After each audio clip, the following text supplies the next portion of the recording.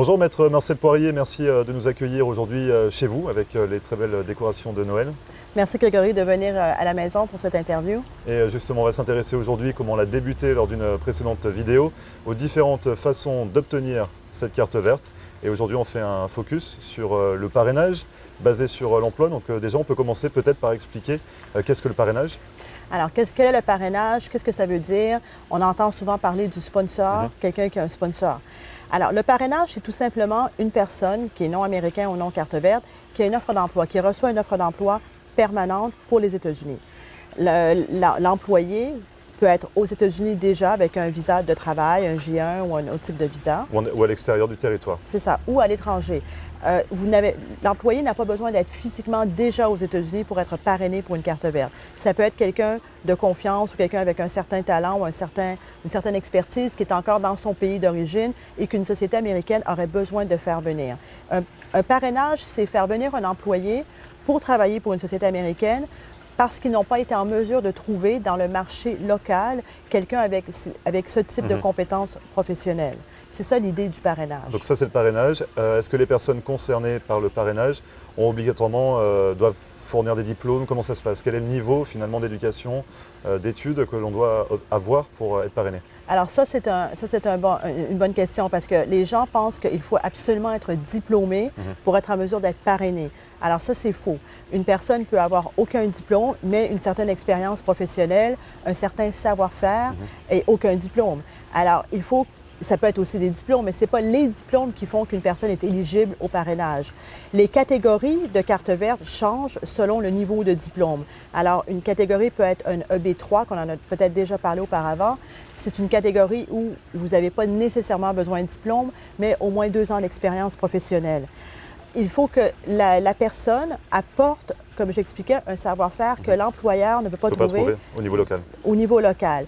Mais la question locale, le mot local, c'est quelque chose en plus qui n'est pas très bien compris.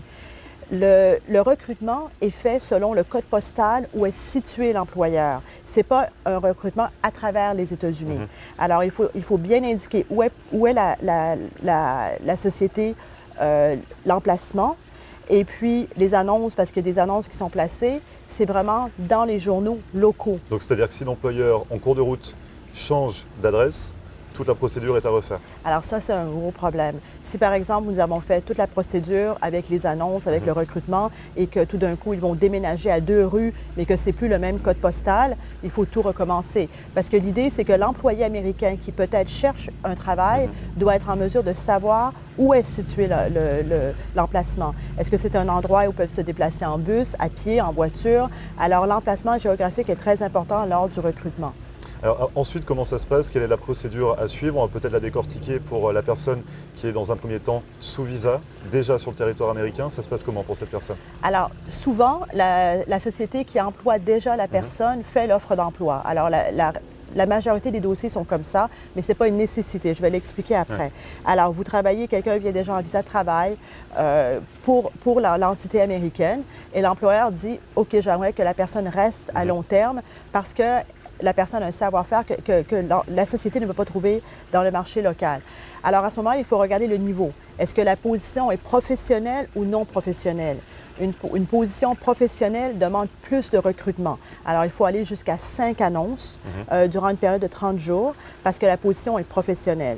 Une position non professionnelle demande 2 annonces dans le journal du dimanche, des annonces publiées sur papier dans le journal local. Alors, si l'employeur est à Miami, ça va être par exemple le Miami Herald. Si l'employeur est à Fort Lauderdale, ce serait le Sun Sentinel. C'est le journal avec une circulation majeure. Ce n'est pas un petit journal obscur.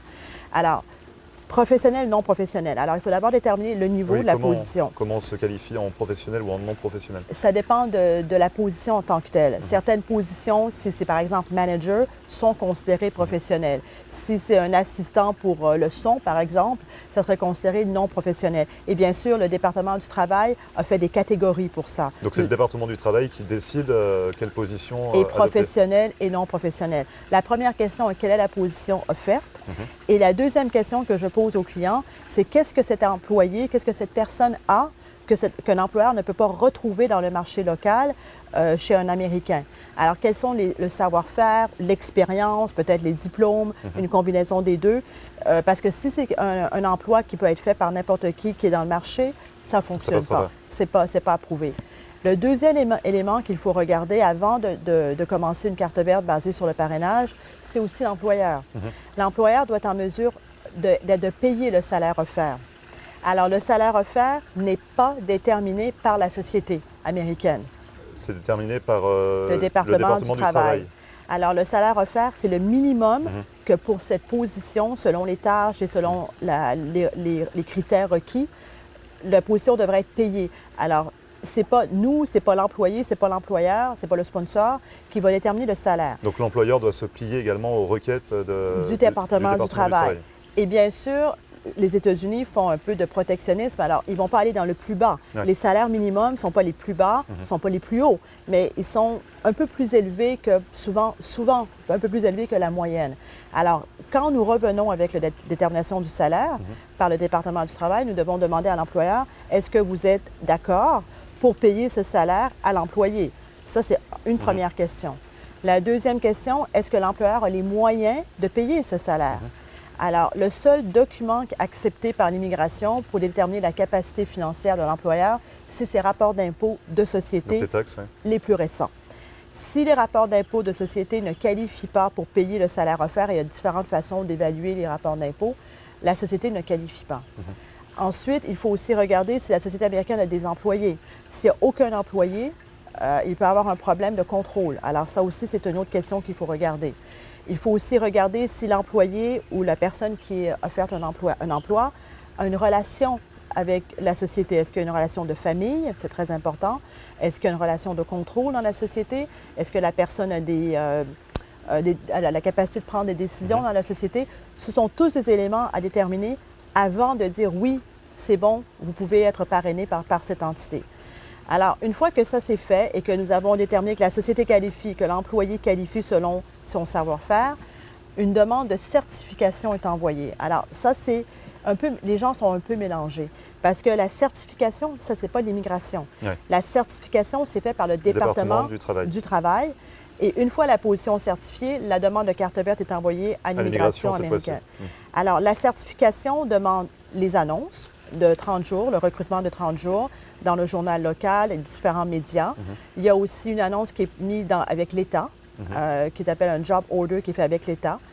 Quand tout le recrutement de 30 jours est terminé, après, c'est envoyé au département du travail. Et là, il y a une certification. La certification varie entre 4 mois ou des fois 3 mois jusqu'à 8 à 10 mois. Wow, okay. Et nous n'avons aucun contrôle sur la durée. Ça peut être rapide ou pas rapide. Et une fois la certification effectuée donc, auprès du département du travail, vous, à votre niveau, vous pouvez commencer un dossier pour l'immigration. Alors, tout ça fait partie du dossier. Mais après la position certifiée, le dossier est envoyé à l'immigration américaine. Il peut aussi avoir un audit durant la période de certification. Le département du travail a des questions sur l'employé, sur la société, sur le recrutement. Ils vont faire des vérifications sur le recrutement bien été fait, les CV qui ont été reçus, si les candidats qui ont appliqué ont bien été interviewés. Il peut y avoir un audit au moment de la certification qui retarde aussi la procédure. Quand la position est certifiée par le département du travail, la durée est de 180 jours. Ça veut dire que durant 180 jours, nous pouvons envoyer la deuxième partie qui est la demande de carte verte. Alors, selon les clients, nous pouvons faire un premium, ça veut dire payer plus cher. Payer plus cher, mais accélérer la procédure. Pour avoir une réponse plus rapide. Maintenant, nous avons discuté dans une vidéo précédente des bulletins. Alors aujourd'hui, les catégories 2 et 3 de carte verte. Alors 2, c'est pour les gens qui ont des diplômes avancés et 3, c'est pour les gens qui ont ou un bac plus 4 ou l'équivalent d'un bachelor américain ou 2 ans d'expérience. Alors, c'est la catégorie 3 de carte verte. Alors, il faut aussi regarder dans les bulletins. Est-ce que la catégorie de carte verte est à jour ou non? Et ça, c'est une autre vidéo que nous avons fait ensemble. Si la catégorie est ce qu'on appelle current, ça veut dire à jour, après, la carte verte continue. La partie adjustment of status, ça veut dire le changement de classification. Donc, passer d'un visa à la carte verte. Non immigrant. Immigrant est fait de l'intérieur des États-Unis. Alors, c'est d'autres formulaires qu'il faut envoyer. Et je crois qu'un élément important qu'il faut rappeler, parce qu'on en a déjà parlé auparavant, c'est le fait qu'aujourd'hui, avec la nouvelle présidence, il y a eu un changement. Il y a eu ce changement qui est quand même assez important. Aujourd'hui, il y a une interview. Avant Trump, il n'y avait pas d'interview. Les cartes vertes par la poste, étaient par la poste, c'est ça. Il y a une dernière interview qui est faite où l'applicant, avec ses dépendants, doit se présenter à un bureau local d'immigration. Et là, s'il y a des questions de sécurité, le dossier est revu complètement. Ils ont même le droit d'investiguer pour s'assurer qu'il n'y a aucune fraude. Il y a une interview quand même assez important qui est le dernier interview avant que la carte verte soit émise. Alors ça, c'est de l'intérieur des États-Unis. Si la personne, comme nous avons... est à l'extérieur, justement, est-ce que la procédure sera la même? Alors, si la personne est à l'extérieur des États-Unis, la procédure n'est pas la même. La partie certification est la même. Reste la même, oui. La partie envoi du dossier avec premium et tout ça est la même. Mais l'interview se fait à l'ambassade américaine du pays où la personne est située. Alors, à quoi s'attendre? À quoi s'attendre? Les interviews ont un peu changé avec le temps. Il faut bien sûr qu'ils vont regarder toute la partie sécurité, examen médical qui est fait par un médecin dans le pays d'origine, qui est déterminé par l'ambassade. Ce n'est pas nous qui décidons, je vais aller chez mon médecin de famille pour faire les vaccins, faire les tests de sang. Alors, qu'est-ce que c'est? Il y a les 5 vaccins. C'est des vaccins que vous avez quand on est jeune, qu'ils vont refaire ou contrôler s'ils ont bien été faits avec les carnets de vaccins. Il va y avoir un test de sang. Il va y avoir un test aussi des poumons, un X-ray des poumons. Et les résultats sont envoyés après à l'ambassade américaine. Sous une enveloppe scellée. C'est ça. Et là, il y a un rendez-vous à l'ambassade américaine et là, l'ambassade va revoir si la personne a un dossier criminel, les casiers judiciaires. Ils vont aussi demander toutes les parties, la documentation civile, certificat de mariage, certificat d'instance, divorce, des choses comme ça. Et il y a une interview aussi.